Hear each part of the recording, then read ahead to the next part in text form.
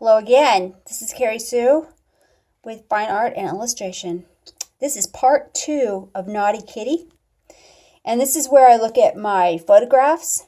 I'll give you a little backstory on Naughty Kitty. Naughty Kitty was a comic character that I thought of a few years ago. This has to be maybe 5 to 8 years ago.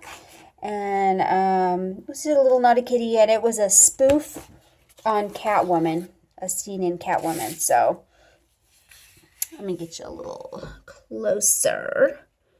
Anyway, Naughty Kitty is supposed to be Batman and Catwoman's love child. That was my deal.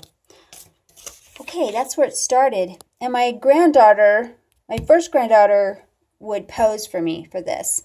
Now this is the photograph that I wanted to use. This is Ellie, and she was dressing up, and she's got the cat ears. She was goofing off, so it was kind of an accident.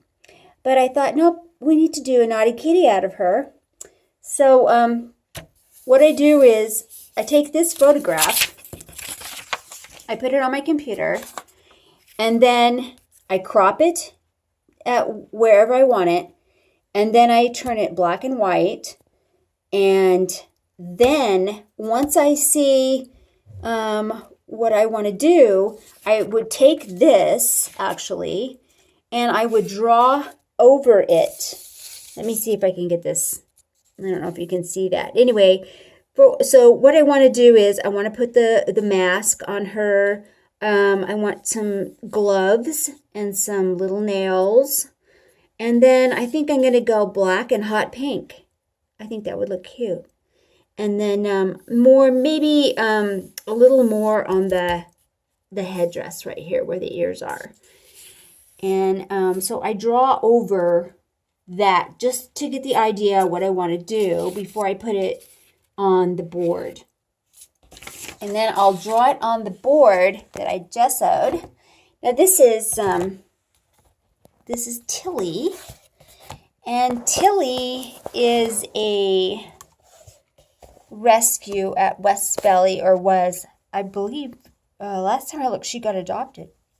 But she was so cute. She had a little tooth there. So it's the same process. This is an HB pencil is what I used, and a 4B pencil. And I just draw on the gesso board, and you can see where the texture is coming through, and that's what I want.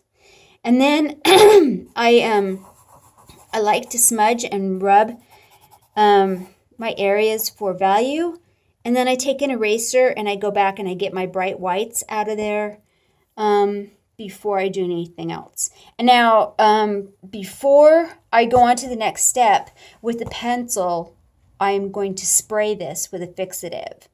It's just a workable fixative. It doesn't matter. And I don't do a lot of it, but I just do it to hold the pencil down there. So it doesn't move when I'm putting acrylic on. And that's the second step. That's what you got.